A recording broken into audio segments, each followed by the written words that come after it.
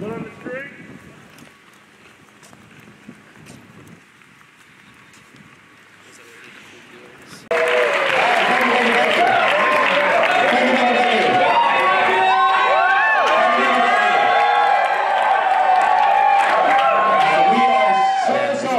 Everyone here tonight. I hope everyone's having a great reading period, starting off the right way for sure. We are blessed, truly blessed and privileged and welcome and happy and grateful to welcome our next player of the year, Nick Offerman!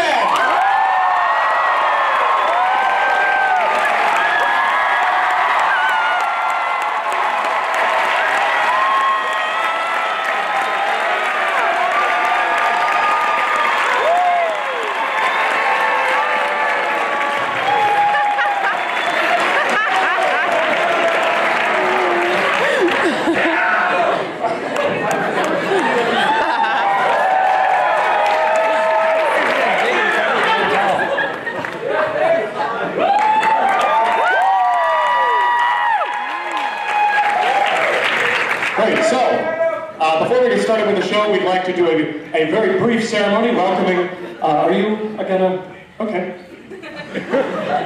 Put your phones, airplane mode. Excellent. Before we get started, Nick is going to put his phone on airplane mode, as I urge most of you to do now. And we are going to present him with a few Harvard must-haves. So first, some easy Harvard paraphernalia and a diploma.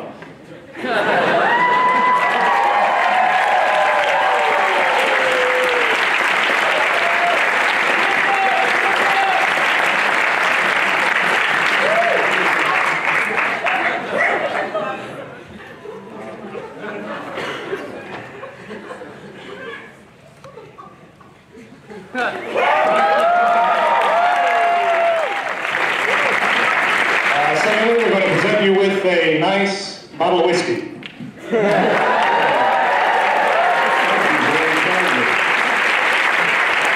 it customary to then not jerk off on these items? I already did. Anyways, and last but not least, the most precious and important item of all, an IGP tie.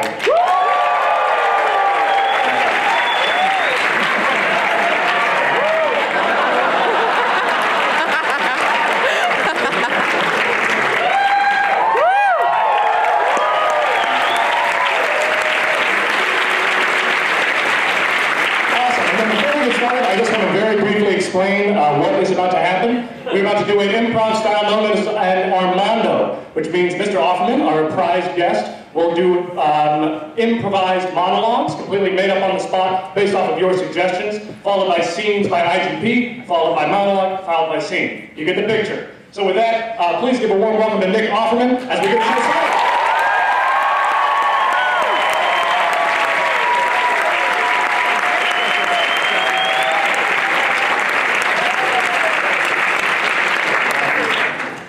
Thank you, Aaron. Jerk off now. Can I get that certificate? I brought my own handkerchief, as you might imagine. Gosh, well, first of all, thanks so much for having me. This is hilarious.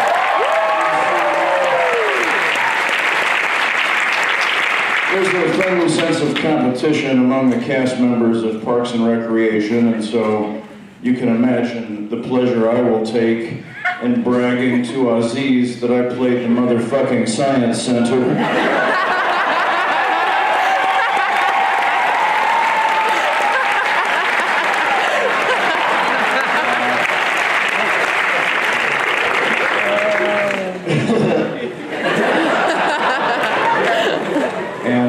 If you haven't seen my play, A Confederacy of Dunces, I highly recommend it. It's been said to have double the mustache of Parks and Recreation. But without further ado, let's launch into a midday outing of delicious improv. Can I have a one-word suggestion, please? Banana! Catnip!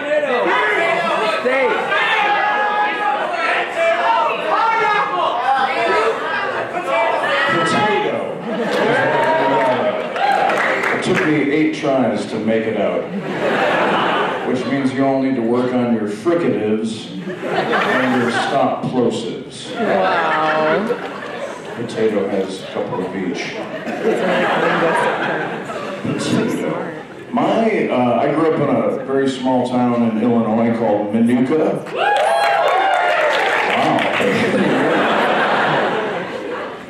Our SAT scores must have improved a bit.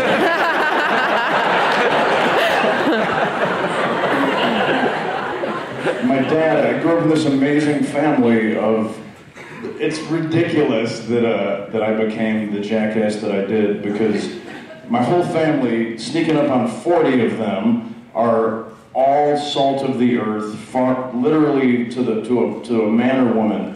Farmers, nurses, paramedics, librarians, school teachers, and one brewer.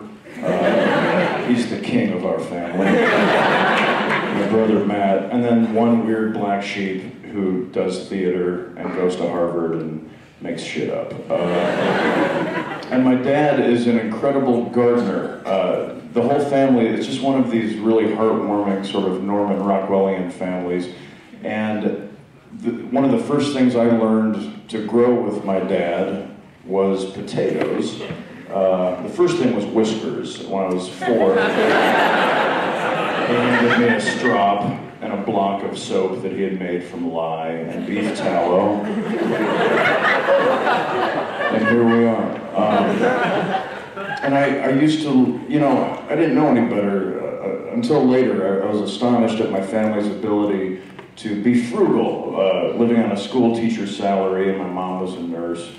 And we had a half-acre garden, and it was just incredibly prolific. And I came to learn later that the lessons he taught me had so much to do with life. They were really analogous. One of them was that pulling weeds comes from the same human mentality that war comes from, and that is simply you want your good Brussels sprouts to receive the sunlight and the water and the nutrients, and you want these shitty weeds, or Irish, which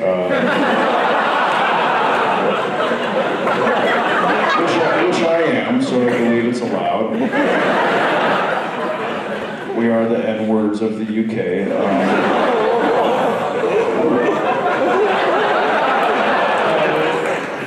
It allowed us to thrive, and the reason you pull the weeds is because you want your offspring to have the good stuff and thrive, and you want the Irish to perish. In this allegory, and no further. And it was incredible growing up with this family of characters. My aunts and uncles are still delightfully Midwestern. I'm brought to mind a holiday. At Christmas, we all gather around a large holiday table, and that's traditionally when you announce a pregnancy or an engagement or something substantial. And I had just gotten cast in a kabuki theater show. I was 21, I was going to travel to Japan, and it was a very big deal. I had never taken a commercial flight. My first one was Chicago to Tokyo in 1991. And so it got around to me at the table. There were no pregnancies that year. And I said, I've been cast in Kabuki Achilles, a theatrical rendition of the Iliad. And that's a pretty big deal. There's a silence at the table, and my uncle Don said, "When are you going to be on the TV?" And I said, I understand. That encapsulates my experience. And even after all the fun things I've gotten to do in my career, I still go home to family gatherings, and nobody watches my shit. Because Charlie Sheen's not on it. And my Aunt Lynn still always asks me, like, and she legitimately thinks, she says, how come you're never on TMZ? And to her, that is the pinnacle of having made it. So I'm still working on it, and maybe we'll see how this goes today. This could be my big break. Ex-sitcom actor pleasures himself at Ivy League gathering.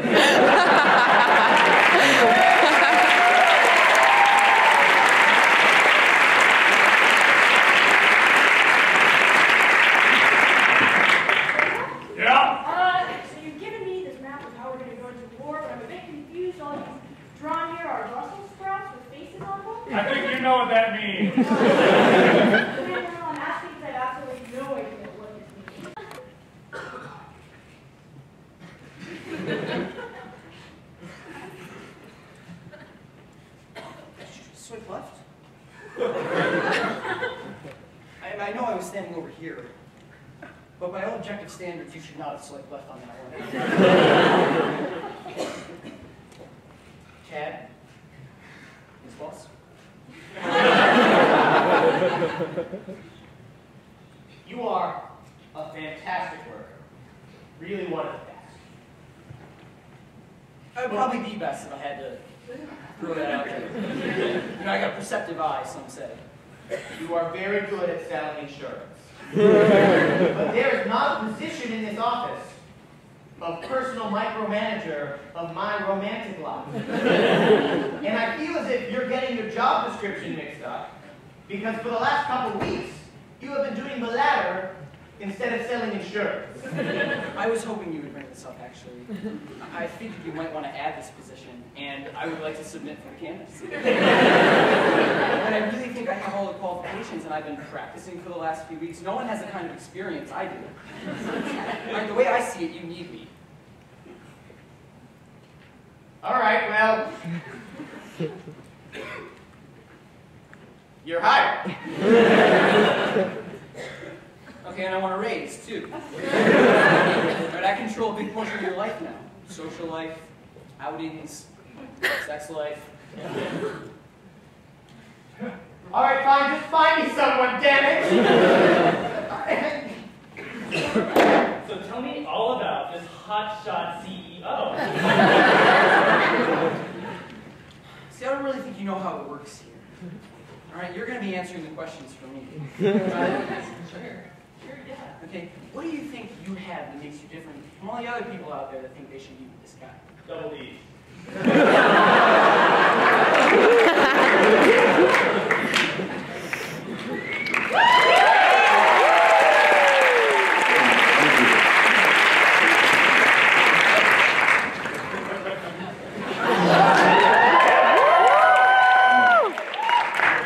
Science. That was very enjoyable, and I just remembered I was supposed to be inspired for this next monologue by those scenes. So just give me a moment. Did you say double D's? Okay. I'm good. As you may or may not know, I attended the University of Illinois at Champaign-Urbana, which is, that's right, not to brag.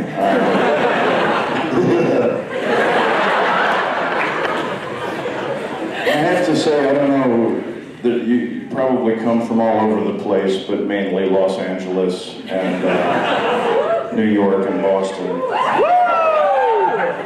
Kansas City, strangely. But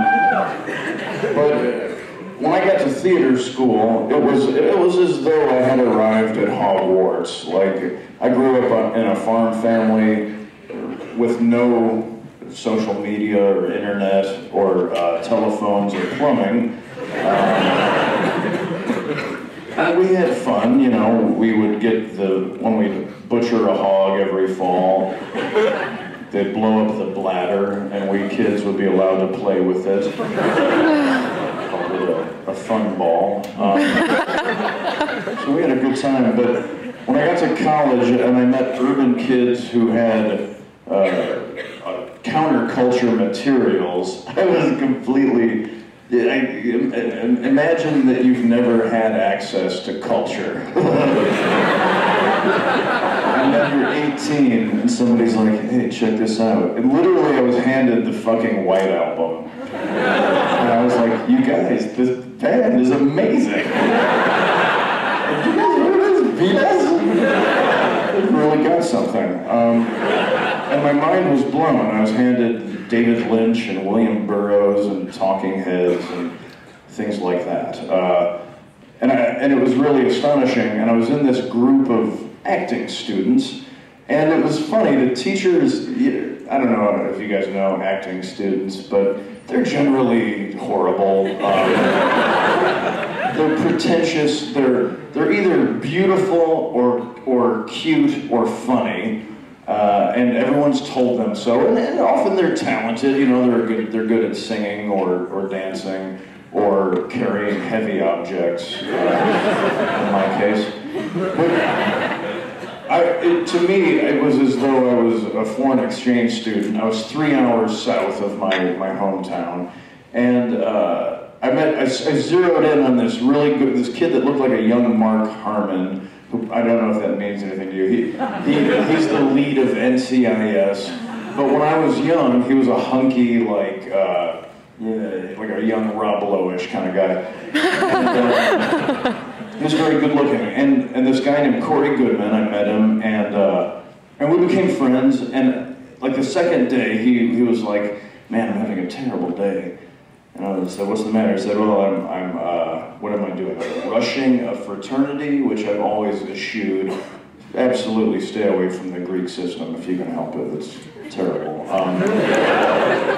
But he did not have that advice, and so he was, is that the right term? He's rushing a fraternity. Do you guys have those here? Yeah. Okay. Punching a final to be precise. And he said I'm being hazed, and so I learned what all these things were. But he said today I have to wear locks in my underwear all day. And I said, what are locks? And he said, you know, locks, like bagels and locks. I said, what's a bagel?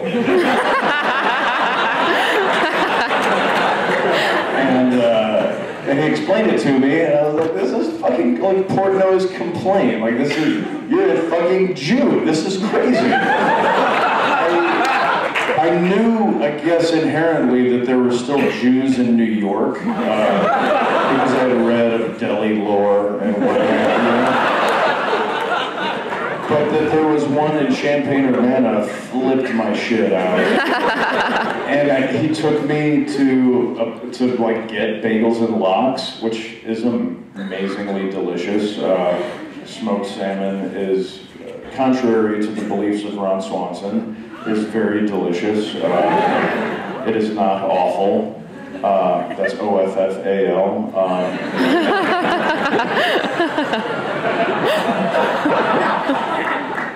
And it was really interesting because I quickly learned there were 16 of us in my acting studio. And the professor told us, like on the first day, he was like, now there's 16 of you, probably 4 or 5 of you will make it through the 4-year program. The rest, and they were brutal all the way through, and especially these beautiful young ladies, some of whom were talented, some of whom were not. Particularly the one called Nika, that I refer to as the Yellow Peril. And lest you think less of me, she was not Asian in any way. She did, however, have a rather jaundiced complexion.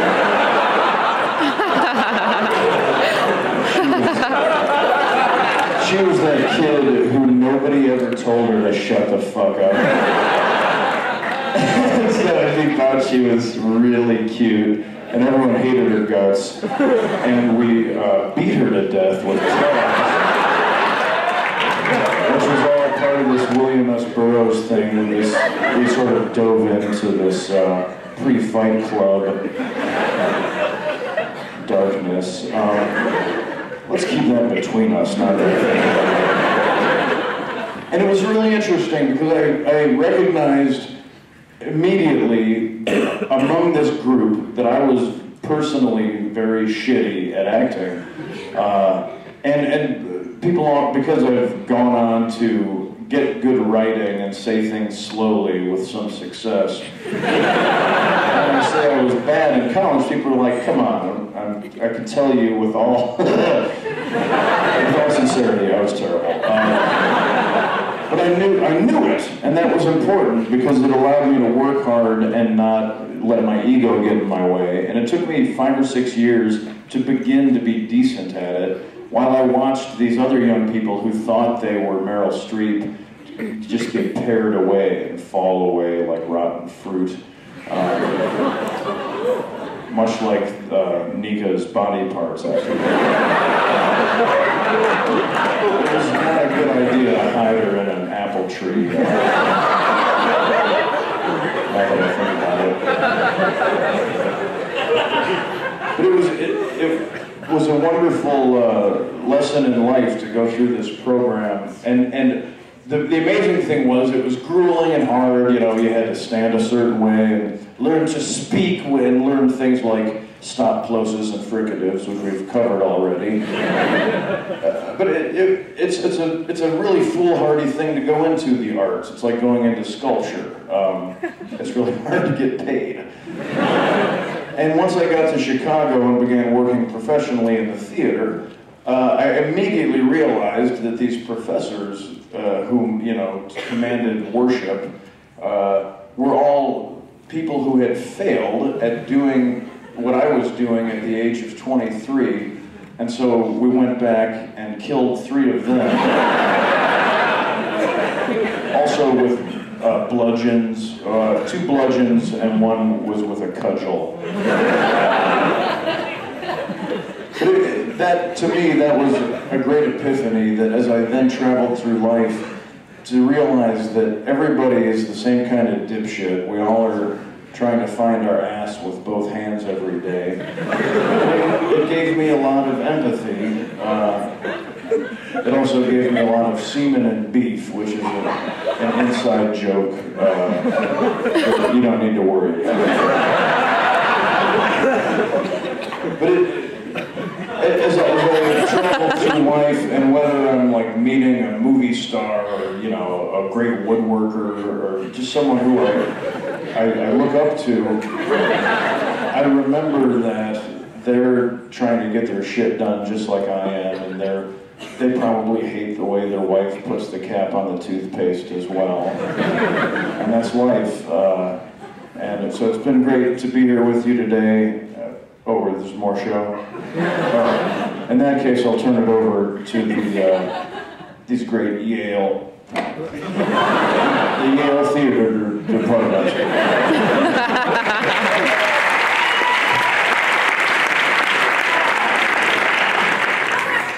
Fucking shut up, did they? No, they didn't! Yeah, my parents raised me that way. They wanted me to be expressive. No! Things I have in my room. There's not that many big collections. There's actually 3 main collections consisting of 6 parts each and every book. I'm sorry I had to do it. She's the worst. That was really intense. She's gonna die of jaundice eventually. Guys, I think I survived. No, respect my back. I can live. Yeah, please.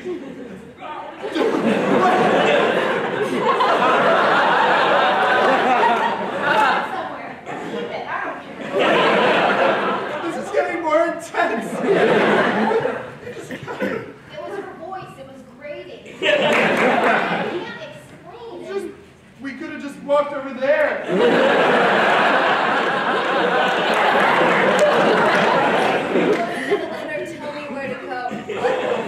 Is her soul coming out?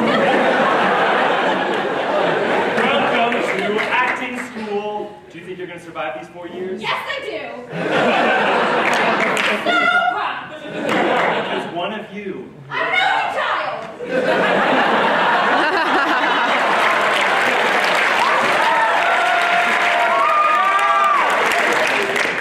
What I was going to say is one of you will die. Today. will it be? Let's start some verbal exercises. To sit To sit. in solemn silence. Solemn silence.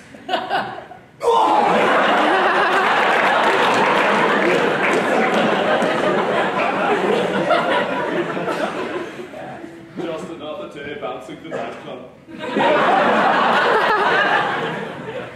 know, man, this is culture right here. And we get to protect it.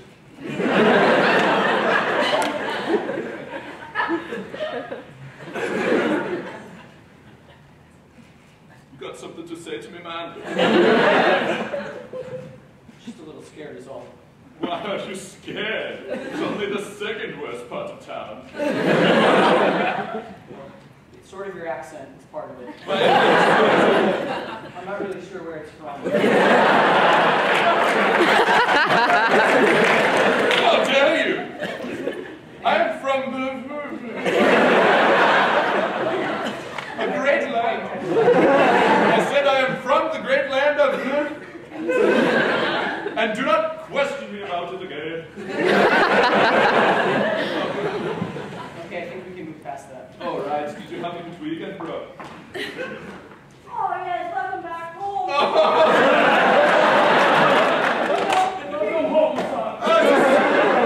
Father, it is so good to return. I have missed him.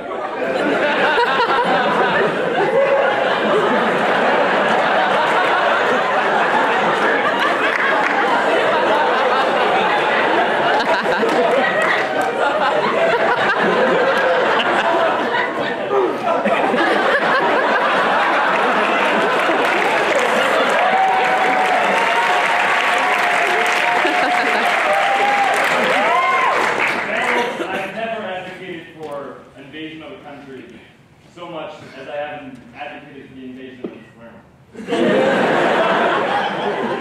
I'm not gonna say that they walk weird. Oh, we all know. Oh, we all know. Bunch of Brussels sprouts over there. Oh, yeah.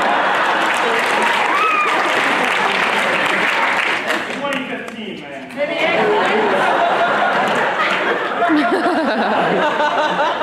Haven't you ever read Life.com? Social justice based. It's a people know. Listen, you're doing a great job, General, but you can't keep pubbing your blog. I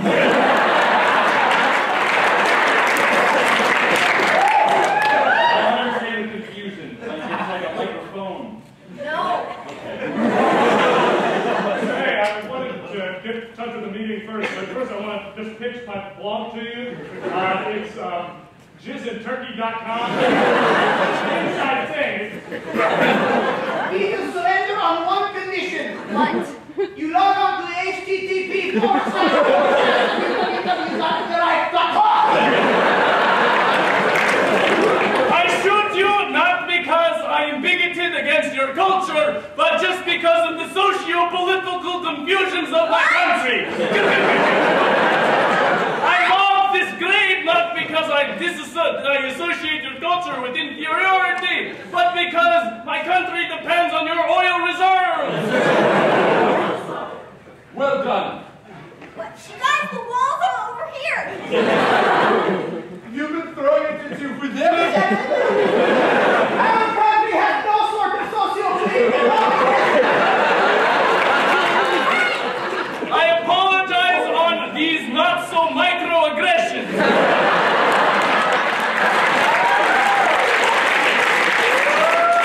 I shoot this gun at you not because I associate your race with inferiority, but because our country needs your country oil reserves. Are you sure this is the right country? I don't know, we look pretty similar. I'm circular and green. Maybe we all come from the same background. Have you ever thought that all the socio-political complications just run over a common thread which we are all human beings?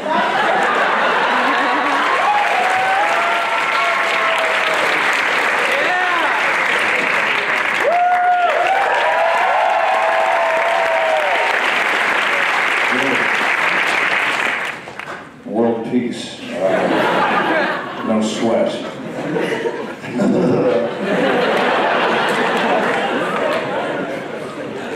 What a chuckle. So I may have mentioned I went to a theater school in Illinois, not a big deal. And it's astonishing to me, you know, I have a very Midwestern education, and so to even get to be in Boston working as a professional actor feels like a very dreamy privilege. Someone asked me earlier if my mustache was real. What the fuck is that about? I could understand someone asking me about my accent or where I'm from, but if my mustache isn't real, what am I? It's been a very rich 25 years or so that I've been working professionally, and I run into a lot of, it's interesting, the more I travel the world, the more everyone seems the same to me, except that they, in other countries, can't afford batteries as readily as I can. And so, for example, when I was touring my kabuki show in the island nation of Cyprus, which is in the middle of the Mediterranean, it's kind of right below Turkey and right over from Greece. And it was populated by Greeks until 1978, when Turkey decided they would like it. So they invaded it from the top. If there are any Cypriots here, I don't mean to laugh. It's my own circumstance as a jackass that I'm making fun of. Because it was quite serious. The Turkey invaded, and they got halfway down, and that was as far as they got. And a green line was erected, and so now the Greeks inhabit the bottom half, and the Turks, to this day, inhabit the top half. And we were touring the ancient amphitheaters, playing this kabuki Achilles, which on opening night in 1991, so sad to use this term, but the first Gulf War broke out. There was a beginning to this mess, and we all were legitimately crying backstage because as we were in these like traditional kabuki samurai outfits, the news came down that we were bombing the Middle East, and we were like, "Fuck, did they not seen our play?" Because it was a very moving anti-war story written very many years ago. And the theme of the Iliad is Hector and Achilles, these two great champions of warring nations, finally at sword point on the battlefield saying, "What the fuck are we doing, man? You are as I," was the refrain of the play. And and the reason we toured a bunch of the world was because all of these empathetic producers were like, "That's all, can't we just tell everybody that we're all the same and stop killing each other?" And while we were in Cyprus, I noticed, we're staying in this beautiful little mountain village called Kalapaniotis, and we're finishing putting the show together. And this is 1991, I'll remind you. I had just gotten my first Discman, and this was fucking crazy. Like, it was the Apple Watch of its day. And I highly recommend Peter Gabriel's soundtrack to The Last Temptation of Christ. It's called Passion. It's an astonishing piece of music, start to finish. And I was listening to it over and over while jogging around the mountains. And I kept having to go into town to get AA batteries for my Discman. And it was as though I was asking for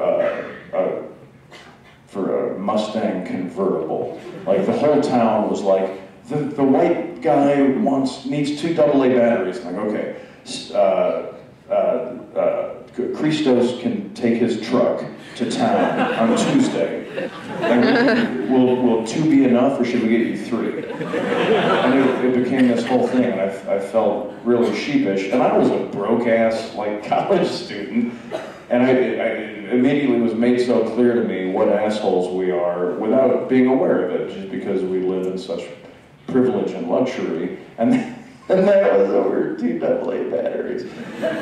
Shortly thereafter, when they said, do you want to tour, you want to go over the Green Line and tour Turkish Cyprus and see there's a couple amazing mosques, and it would be amazing. And we said, yeah, sure. And I was dating a woman in the show named Dimitra Sekaris, very Greek name. She's completely American.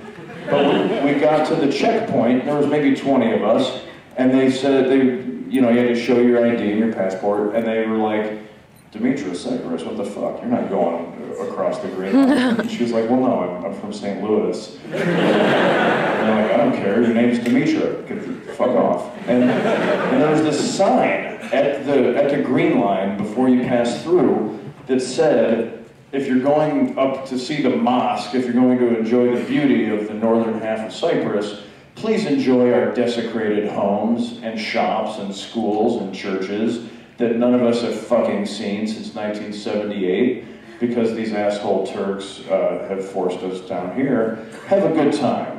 Give them lots of your money, you fucking white assholes.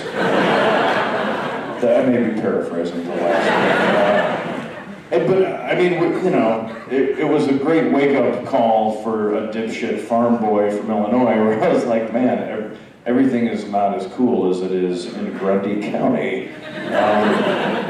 And we ended up, I mean, it was astonishing. I don't know, if you can imagine an ancient half-shell Greek amphitheater constructed of stones 2,500 years ago, and upstage. So if you're sitting in the amphitheater, you have a stone stage.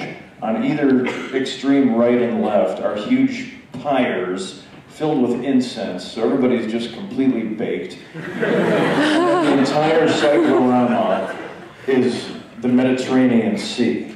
And so they have everybody get in as sunset is approaching, and then as the show begins, you've got this spectacular sunset, then a bunch of fucking Midwestern teenagers performing kabuki.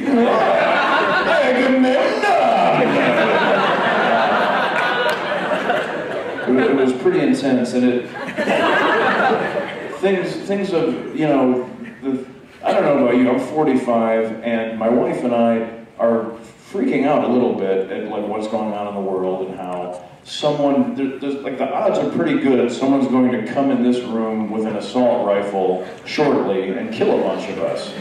And that's terrifying. And it wasn't like that for the first 43 years of my life, and so we're like, this seems a cause for concern.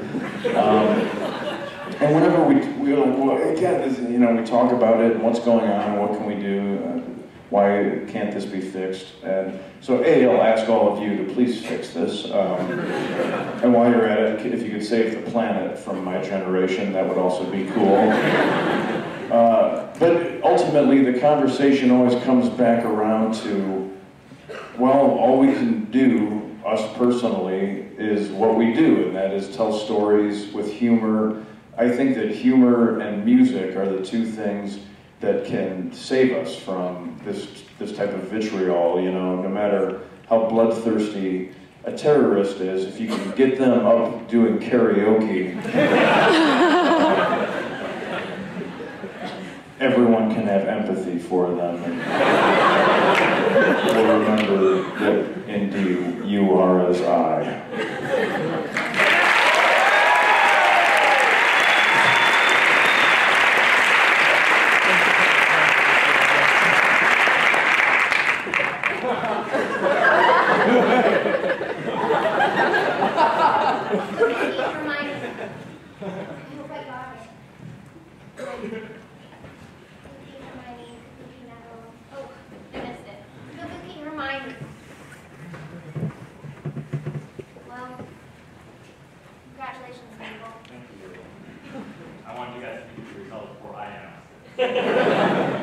That's really great. Yeah, I'm excited. I didn't want this part. Anyways, I'm thrilled to be playing. Oh, Kabuki Neville's frog. That's a turning point in the book. So. What a character! There are no small actors. You say that. And Kabuki Dobby.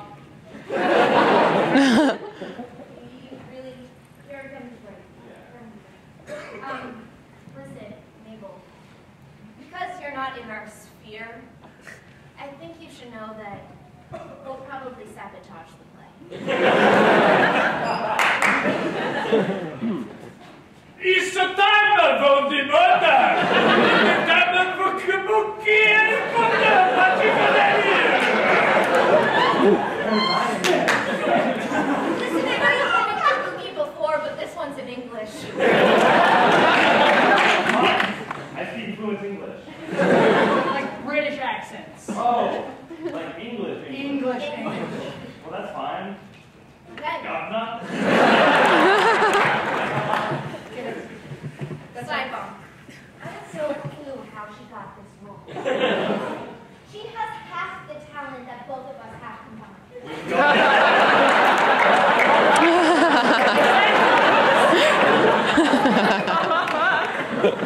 Swish and flick. It's Leviosa! Leviosa.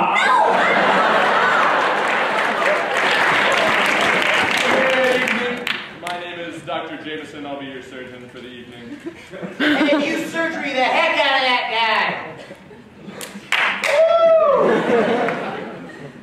If you'd like to get on the operating table. I'm the nurse. We're operating on him. Oh, excuse me. Sorry, sir.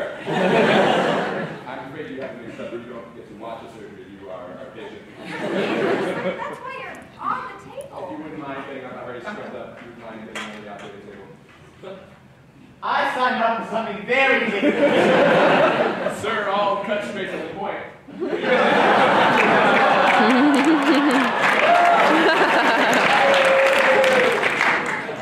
You have a tumor. Huh?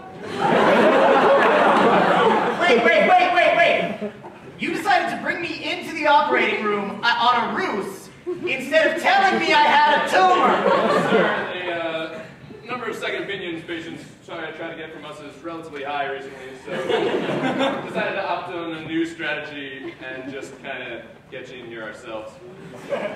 Oh my gosh, I can't believe you have 2 tickets to that sold-out showing of Practice. Yeah, about that.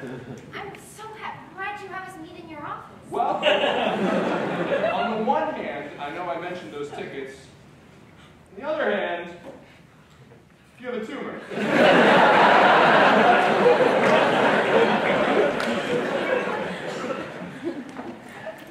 Alright guys, so this is no small task, alright? The soundtrack to a Jesus movie. No questions, yes. Does anyone have any ideas for song? Okay. What if we did one that was like Vanilla Ice, but Jesus? Christ, baby. I feel like you've been sitting on that one for a while. I just think something slow, something to kind of set the ambiance. Yeah, like Queen. Jesus, rock you! Dome of the rock you. Is that the one?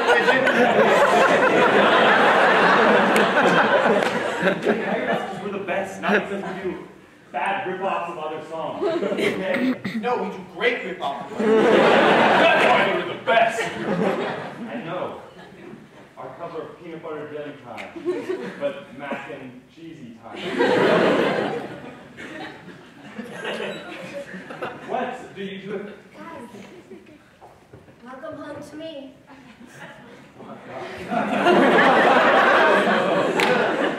It's me, Jesus. I heard you talking about the soundtrack to my epic sequel. I just want you to know that I like what you're working with.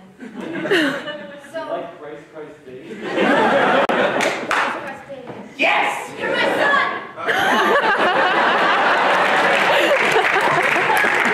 So just remember, go out there with peace, love, and confidence, because no one can see you sweat. Except for me, I can see everything.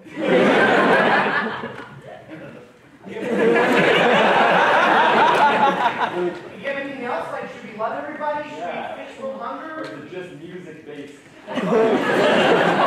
Guys, people ask me a lot of questions, but I don't have time for each of your individual Well, questions. we can solve all wars, or, bring... Again, I did my part. Do you have hope? No. You're omnipotent, omnipresent, omni-knowing. Who are you spending all your time with?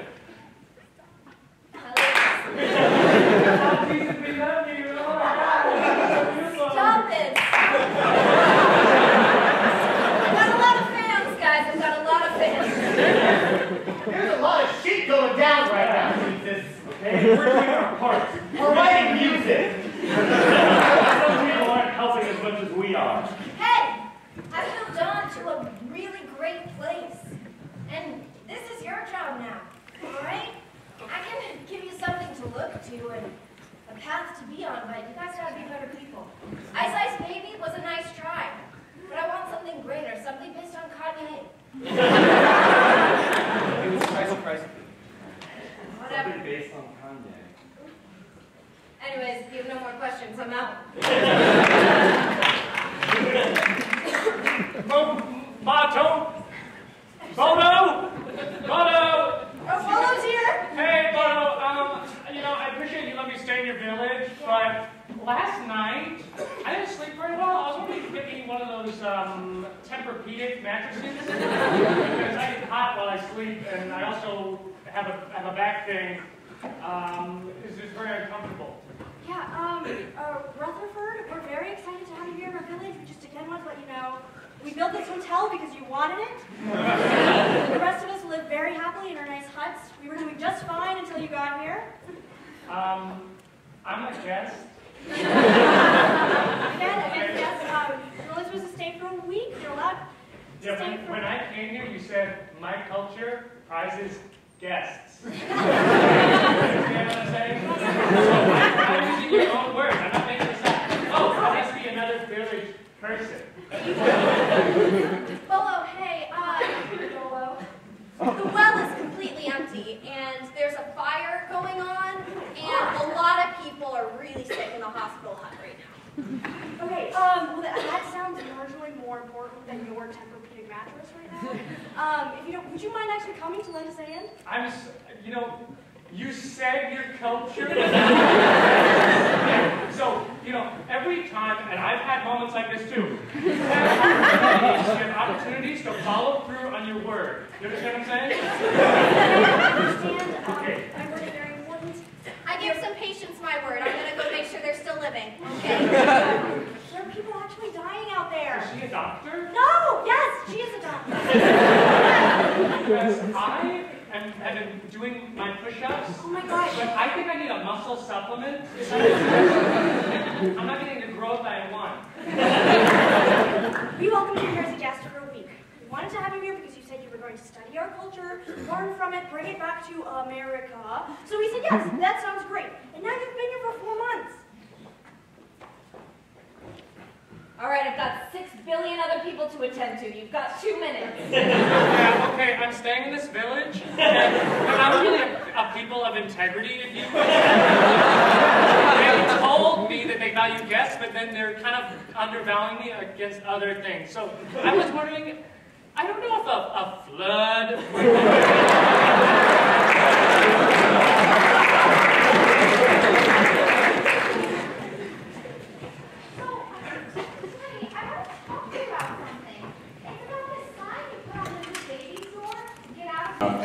I was an altar boy. I like to think I was the captain of the altar boys. And it was on stage, or on the altar, I guess. I was probably about 8 or 9 years old, and my job was to hold the 2 crystal cruets of wine and water and hand them to the priest. And this is Monsignor Seidel at the time, an old man, and he unabashedly would take the wine and like pour the whole thing into the chalice, and then take the water and do like a tiny drop, and then chug this whole big cup of wine on behalf of the congregation. And it was standing there one day that it was rather organic, but I took the cruet and I smelled the wine, and I made a face because it didn't smell very good, and I got a good laugh. You might say I killed that day in church. And I thought, I kind of like the way that feels. And my dad immediately took me afterwards. His thing was to grab me by the, do we have any biology students? What's that cord connecting your neck to your shoulder? The brain, that's right. It's the brain cord. He took me by it and said, you're not on the altar to get laughs. And I was like, sorry. My audience may beg to differ, Daddy. So I kept my shit together, and then in my early teens, they saw that I had a good line of bullshit, and that I was perhaps going to become a politician of some sort. And they asked me to start reading the gospel readings. You do 2 readings before the priest gets up and talks about the gospel and delivers his sermon. And I was thrilled because now I'm in the pulpit and I officially am on stage in the spotlight. And I learned that I was like 13, 14, and that's when I learned the value of deadpan, that if I kept a straight face while reading this parable about Jesus did spake unto the peoples, and he arrived at Lake Bigasarabas, and then if I said that with the appropriate gravity, most of the people would be moved, but my cousin and my friends thought it was fucking hilarious. I think there's something to this. Then, a little later in my teens, there was this cheerleader, ballerina, that was really hot in school, but she was a born-again Christian, and she would only go out with you if you were a born-again Christian. So I got saved.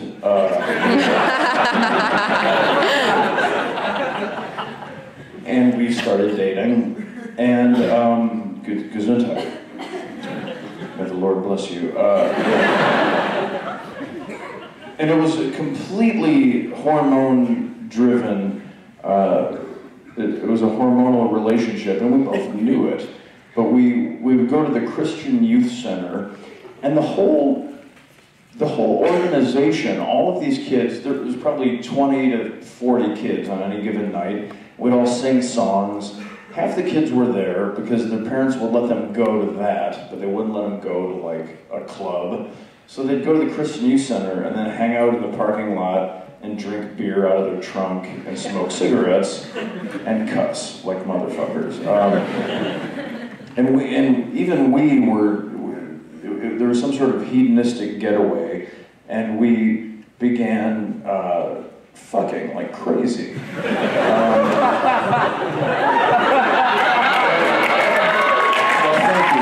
thank you. And you're right at the age where you're not making lifelong commitments yet, where you might try this out. I'm sure there are Christian groups on campus. And if you get involved, the combination of mortal sin and then guilt and subsequent forgiveness, the relief of realizing that as long as you pray for forgiveness, you're okay. If you get this going on a daily cycle, it's incredibly edifying. We would, and you know, there's nothing to be done about the animal instinct of you. At that age, we would smell one another. We would inhale and taste of each other's musk. And that was on. There was no way we were not going to try and make a baby. That's what we're made to do. It was not a cognitive decision. But then immediately upon climax, 9 times out of 10, she would be provided with first. Gentlemen, always reciprocate. Put it in the bank, and then you're set for the evening. You know? Immediately upon that achievement, that pinnacle of pleasure, the guilt would set in, and then we would cry.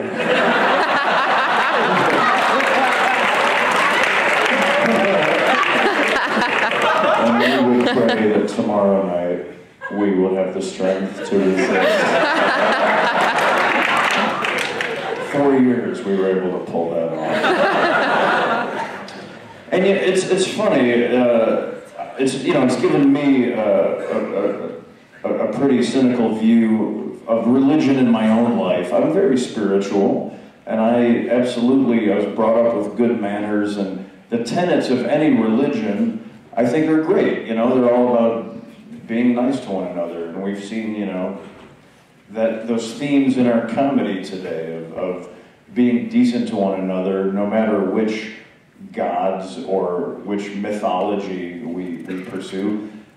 Laurie Anderson, this great performance artist who I adore, said to me, it doesn't matter what your religion is.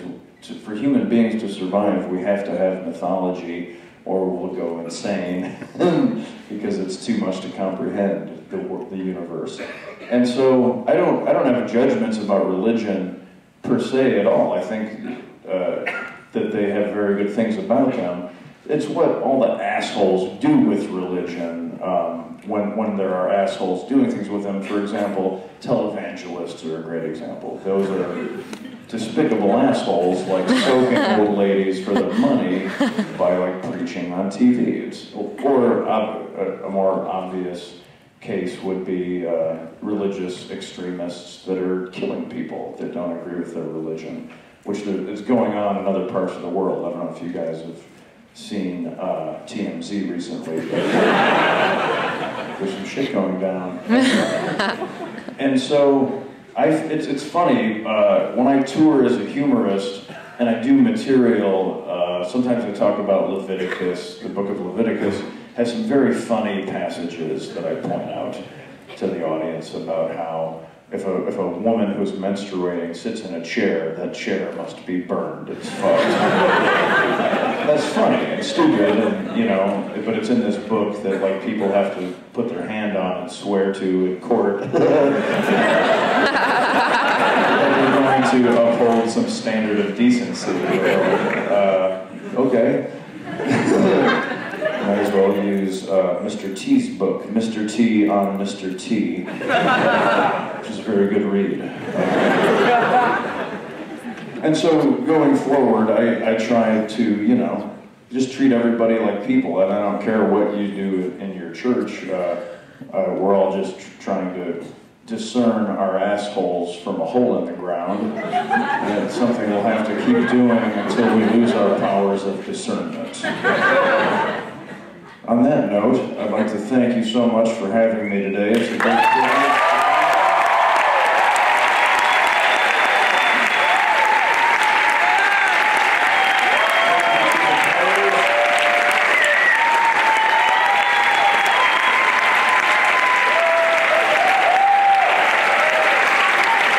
And a special thank you to whoever spent 2 hours and 45 minutes creating this chalk mural behind me. It's truly legible, and I thank you.